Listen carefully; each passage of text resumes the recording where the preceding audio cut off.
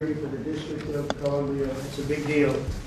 And I'd like to congratulate Janine and her whole family. And we have Christine with us, and Alex, I know, is in a very, very important place right now.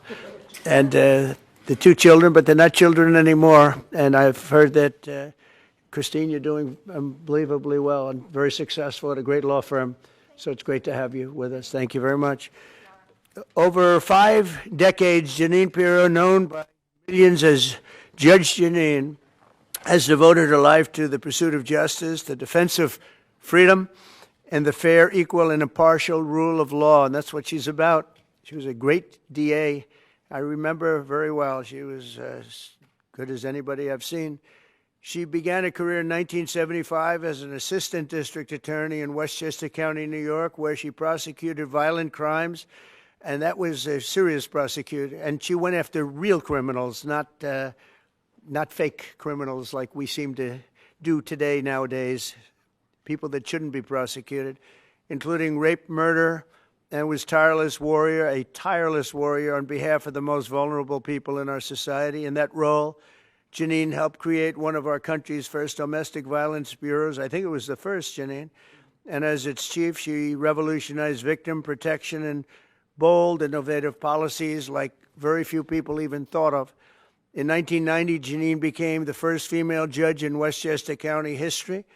And following the year, and by the way, very distinguished, had an unbelievable, distinguished career. And in the following years, she presided over numerous complex criminal cases. The reason they were complex is that other judges were not able to understand them.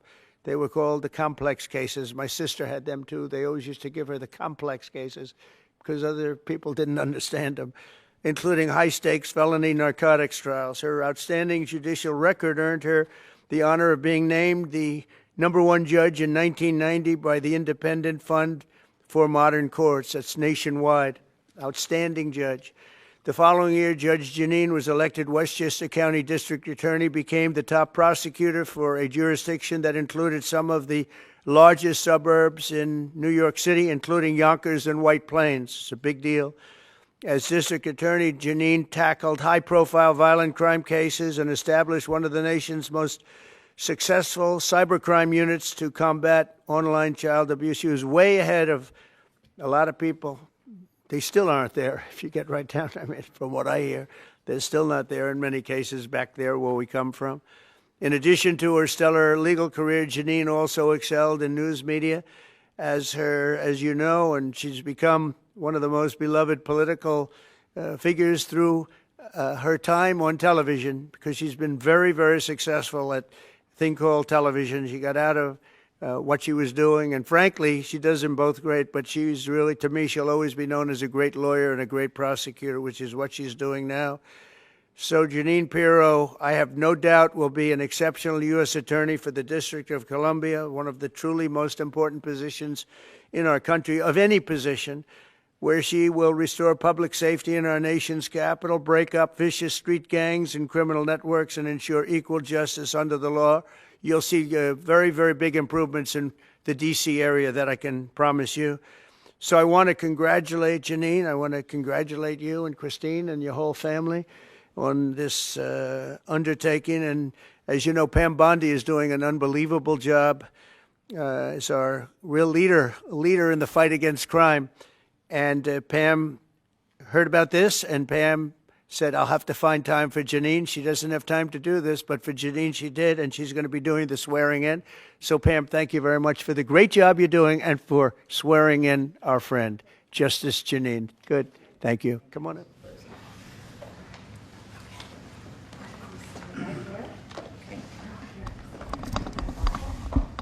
Oh, you're there. There we go. I do solemnly swear I, Jeanine Pirro, do solemnly swear that I will support and defend the Constitution of the United States that I will support and defend the Constitution of the United States against all enemies, foreign and domestic, against all enemies, foreign and domestic, and that I will bear true faith and allegiance to the same, and that I will bear true faith and allegiance to the same, and that I take this obligation freely and that I take this obligation freely without any mental reservation without any mental reservation or purpose of evasion, or purpose of evasion, and that I will well and faithfully and that I will well and faithfully discharge the duties of the office upon which I am about to enter. Upon which I am about to enter. So help me God. So help me God. Congratulations. Thank you.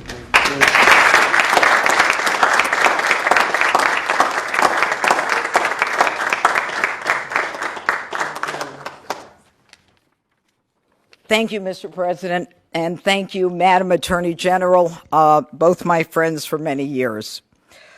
Long ago, I went to law school to study about justice and to bring justice to victims of violent crimes, women, children, and the elderly. I fought to give them a voice in a system that was both blind and deaf to their concerns. I dedicated my heart and soul to making sure that there was a system that responded to them. My profile and my prosecutorial successes garnered public attention, and my life took unexpected turns. Through all of this, President Trump, you have remained as steadfast as one of my earliest supporters and champions. You never wavered. You were always steadfast, trustworthy, and confident. Today, Mr. President, you bring me back to my roots. And it is a larger arena, but no less an arena where we need justice, where we need to send a message that justice will be honored in the District of Columbia. And just last week, here in our nation's capital, two people on the brink of beginning their life had hopes and dreams that were never realized because a cold-blooded murderer made a decision to shoot them down on the streets on a cold, rainy night in our nation's capital. This will not go without just accounting. My voice should be heard loud and clear. No more tolerance of hatred, no more mercy for criminals. Violence will be addressed directly with the appropriate punishment. And this city will again become a shining city on a hill in an America that President Trump has promised to make great again and will make safe again. Mr. President, America thanks you, and I thank you.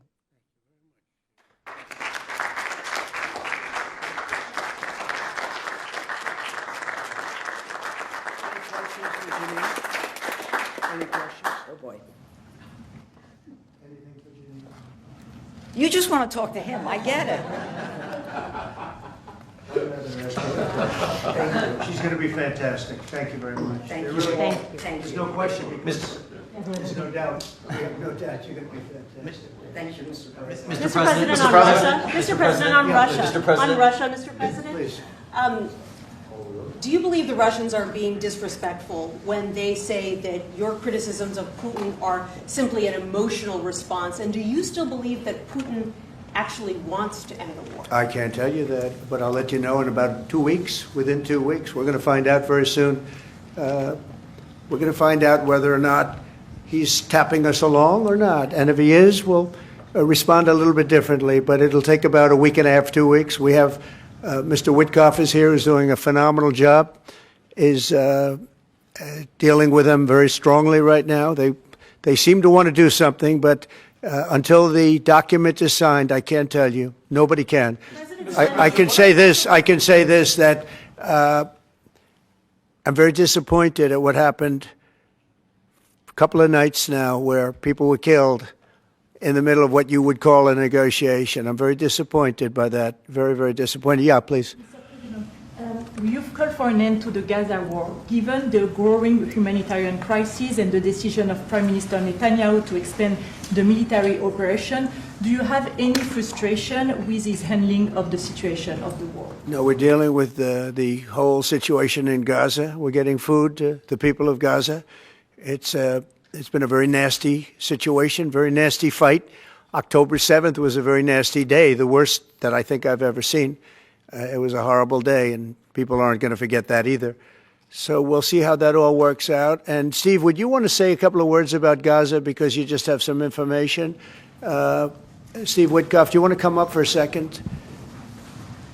You might give them a little bit of information as to what's happening with Gaza and also Israel. We're having some very good talks with Iran. We'll find out whether that means anything, but we're having good talks. Congratulations. Well, hi everybody. I think that we are on the precipice of sending out a new term sheet that hopefully will be delivered later on today. The President is going to review it, and I have some very good feelings about getting to a long-term resolution, temporary ceasefire, and a long-term resolution, a peaceful resolution of that conflict. Mr. President, you said It's having to do with Iran. We're having very good talks with Mr. President, you said yesterday that Putin is playing with fire. What will be the consequences for Russia if Russia continues to Well, I'm not attack? going to tell you exactly, but the words speak pretty loud. We're not happy about that situation. I think we're doing very well with Iran.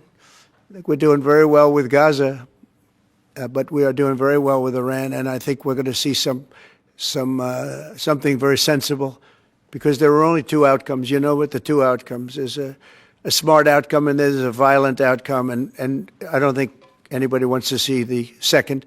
But I think we've made a lot of progress, and we'll see. You know, they still have to agree to the final stages of a document, but I think you could be very well surprised what happens there, and it'll be a great thing for them. They could have a great country into the future. Yeah. Mr. President, Elon Musk in a television interview criticized the one big, beautiful bill, saying he was disappointed it didn't cut enough, essentially, that it undercut the DOGE efforts. What's your reaction to that? Well, the reaction's a lot of things. Number one, we have to get a lot of votes. We can't be cutting. We need to get a lot of support, and we have a lot of support. We had to get it through the House. The House was. We have no Democrats. You know, if it's up to the Democrats, they'll take the 65% increase. You know, if that doesn't get approved, this country is going to have a 65% increase in taxes and lots of other problems, big problems, almost bigger than that. But we'll have a 65% increase as opposed to the largest tax cut in the history of our country. We will be negotiating that bill, and I'm not happy about certain aspects of it, but I'm thrilled by other aspects of it. That's the way they go. It's very big. It's the big, beautiful bill, but the beautiful is because of all of the things we have. The biggest thing being, I would say, the level of tax cutting that we're going to be doing. We're going to make people really be able to. We'll have the lowest tax rate we've ever had in the history of our country, and tremendous amounts of benefit are going to the middle-income people of our country, low and middle-income people of our country.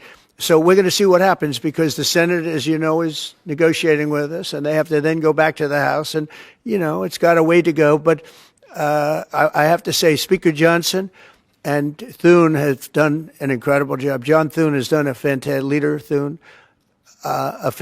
job, and they're working together with me and others. And I think we have an amazing, if we pull this off, remember, we have 0 Democrat votes because they're bad people. There's something wrong with them. You know, they'll let people pour into our country. Single biggest problem is we had 21 million people pour into our country, probably higher than that. And they're people that weren't supposed to be here. And many of those people are bad. Murderers, drug dealers, the mentally insane. They were closing mental institutions all over the world, not South America, all over the world. They're coming into our country, and we're getting them out. And we're having a hard time because some judges aren't making it very easy for us, and it's tough enough. They approved that. They allowed that to happen to our country. We don't have one Democrat vote. And if I were a Democrat, I'd be voting for this bill, and I'd get elected to any position I want as a Democrat. They're crazy. They're voting for a 65% tax increase. And they're only doing it for hatred. They're not doing it for any reason. They know it's terrible. Terrible politics, in my opinion. But so we have no Democrat votes. That means we have to get almost all Republican votes.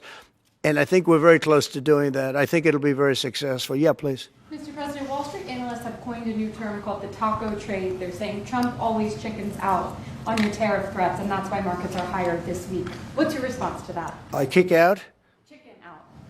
Oh, isn't that nice? Chicken out. I've never heard that. You mean because I reduced China from 145% that I set down to 100 and then down to another number? And I said you have to open up your whole country. And because I gave the European Union a 50% tax tariff, and they called up and they said, please, let's meet right now. Please, let's meet right now.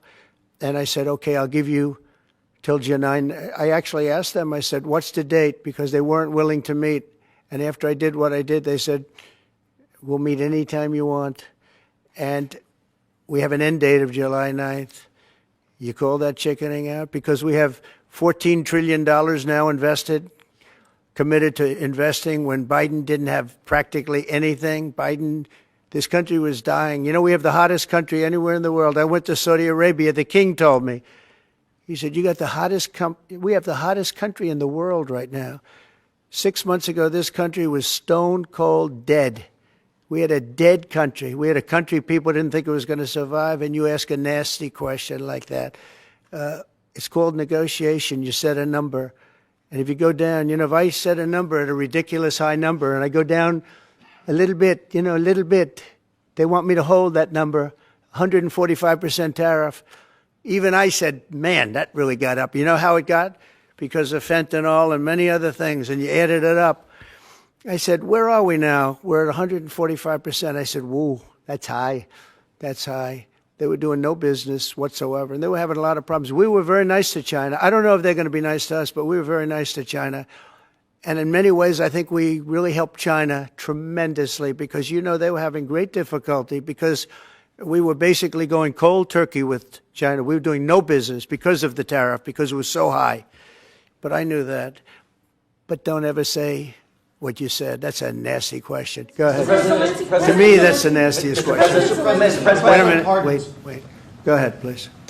President Zelensky says he's ready to sit down with you and Vladimir Putin in Geneva, and it sounds like General Kellogg is working on preparations for that. Are you planning to sit down with the two of them? Well, I will if it's necessary. It takes.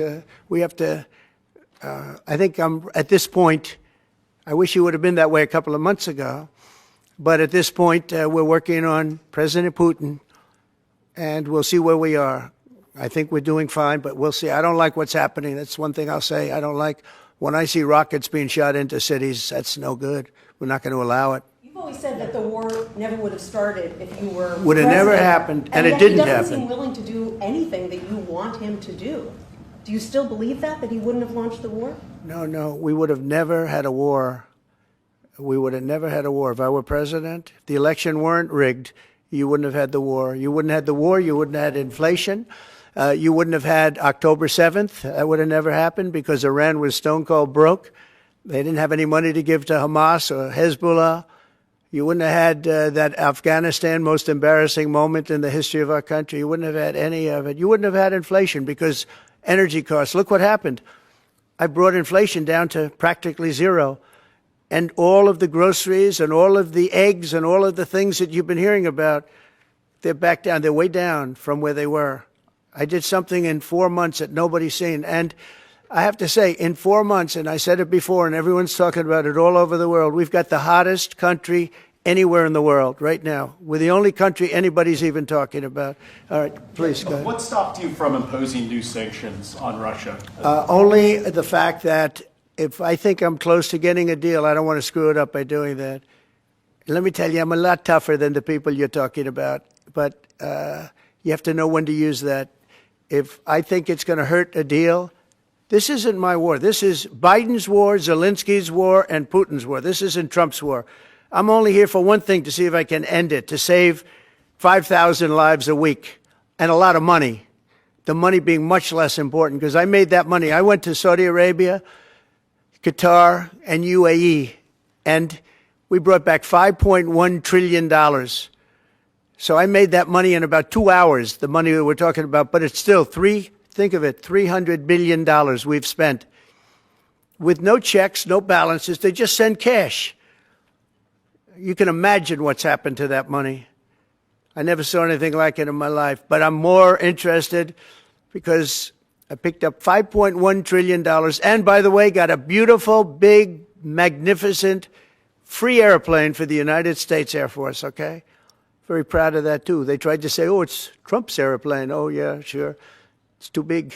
It's frankly, it's too big, much too big. When can we expect that to be the Air Force One? Well, it's here already. Yeah. It's in the country. It's being refitted for military standard. How much will it cost to refit it? Oh, I don't know. Whatever it is, a hell of a lot less than building a new one. We're waiting too long from Boeing. Boeing has got to get its act together. Yeah. Sir, on Nippon Steel, this arrangement that was just announced in the Yeah. golden share, is that an arrangement you would consider for TikTok as well? Nothing to do with TikTok. Totally different kind of a deal. We'll have to get, to do it properly, we'll probably have to get China's approval. China's never easy. China's never easy. But I think we'll be able to save TikTok. I'd like to save TikTok. I mean, TikTok was very good to me. I won the young people by 37%.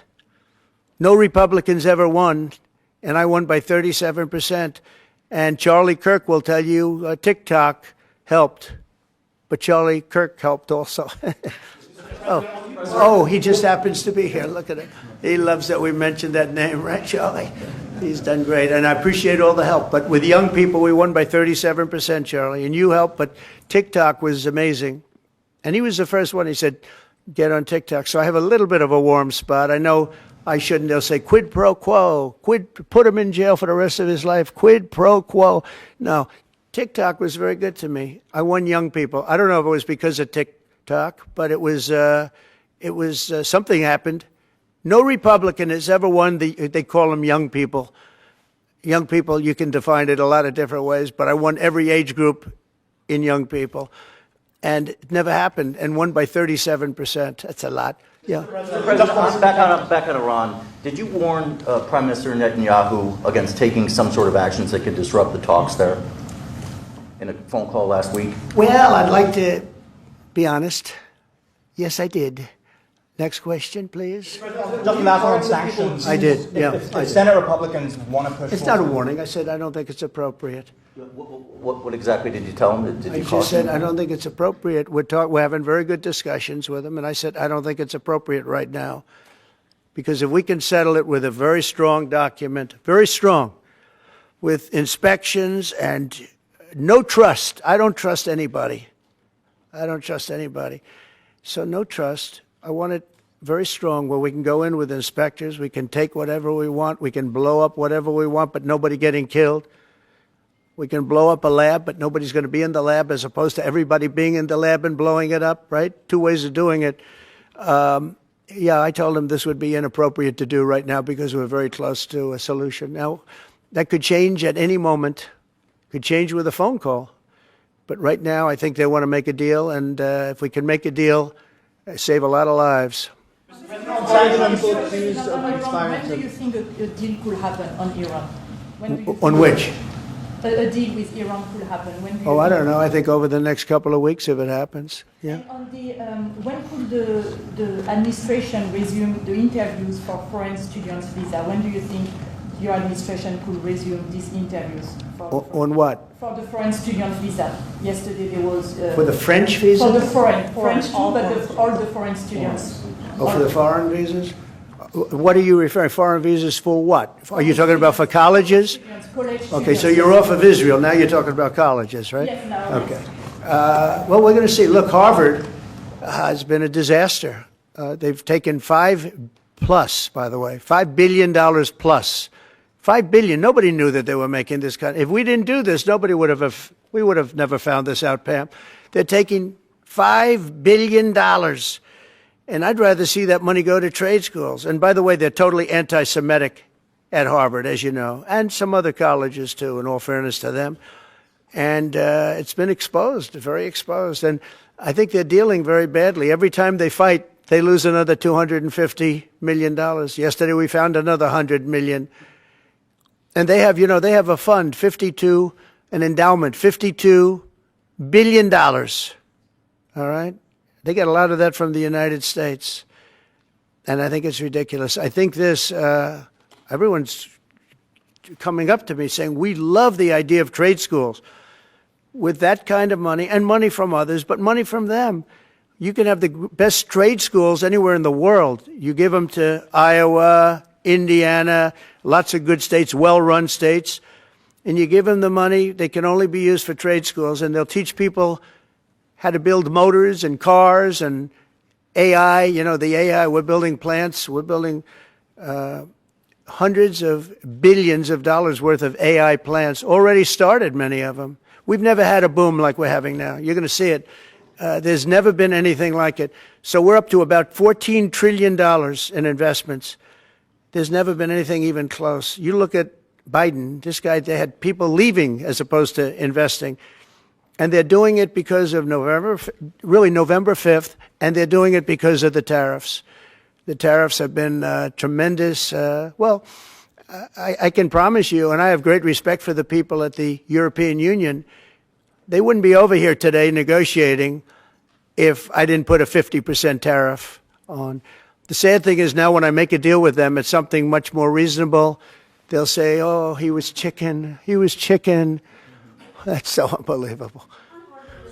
I usually have the opposite problem. They say, you're too tough. Mr. President, on Harvard, there were some Jewish students protesting on campus yesterday. They said they don't want you making these huge cuts, cutting off student visas to Harvard in their name, because they feel Harvard like it has to makes them show more us. of a target. Okay, Harvard has to show us their lists. They have foreign students. About 31% of their students are foreign-based, almost 31%. We want to know where those students come. Are they troublemakers? What countries do they come? And we're not going to, if somebody is coming from a certain country and they're 100% fine, which I hope most of them are, but many of them won't be, you're going to see some very radical people. They're taking people from areas of the world that are very radicalized, and we don't want them making trouble in our country. So I saw yesterday that in the middle of the UK, there was a nice young man. He wants to go back to school at Harvard, and he looked good to me, but I want to check his past. But we want to be able to see why, these countries aren't helping us. They're not investing in Harvard and all of we are. So why would 31%, why would a number so big? I think, number one, I think they should have a cap of maybe around 15%, not 31%. We have people who want to go to Harvard and other schools. They can't get in because we have foreign students there. But I want to make sure that the foreign students are people that can love our country. We don't want to see shopping centers exploding. We don't want to see the kind of riots that you had. And I'll tell you what, many of those students didn't go anywhere. Many of those students were troublemakers caused by the radical left lunatics in this country. All right, one more question. President, Yeah, go ahead, please. Will you pardon the people who are accused of conspiring to kidnap Michigan Governor Gretchen Whitmer? I'm going to look at it. I will take a look at it. It's been brought to my attention. I did watch the trial. It looked to me like somewhat of a railroad job. I'll be honest with you. It looked to me like some people said some stupid things. They were drinking, and I think they said stupid things. But I'll take a look at that. And a lot of people are asking me that question from both sides, actually. A lot of people think they got railroaded. A lot of people think they got railroaded. And probably some people don't. One more. Go ahead. How will the confrontation with Harvard end? Do you foresee? I don't know. I don't know. Harvard's got to behave themselves. Harvard is treating our country with great disrespect, and all they're doing is getting in deeper and deeper and deeper. They've got to behave themselves. I'm looking out for the country and for Harvard. I want Harvard to do well. I want Harvard to be great again, probably, because how could it be great? How could it be great when you have Harvard announced 2 weeks ago that they are going to teach remedial mathematics, remedial, meaning they're going to teach low-grade mathematics, like 2 + 2 is 4. How did these people get into Harvard if they can't do basic mathematics? How did they do it? I mean, people with 1,600 in their boards don't get in, and they're letting people in, and they're bragging about how they're teaching them basic mathematics. Where did these people come from? So we have to look at the list, and Harvard has to understand the last thing I want to do is hurt them. They're hurting themselves. They're fighting. Columbia has been they were very, very bad what they've done. They're very anti-Semitic and lots of other things, but they're working with us on finding a solution. And, they're taking off that hot seat. but Harvard wants to fight. They want to show how smart they are, and they're getting their ass kicked. Thank you very much, everybody. Thank you guys. Thank you guys. Headed right back out this door. Thanks, guys. Thank you. Thanks, guys. Let's go. Thank you. Good luck, everybody.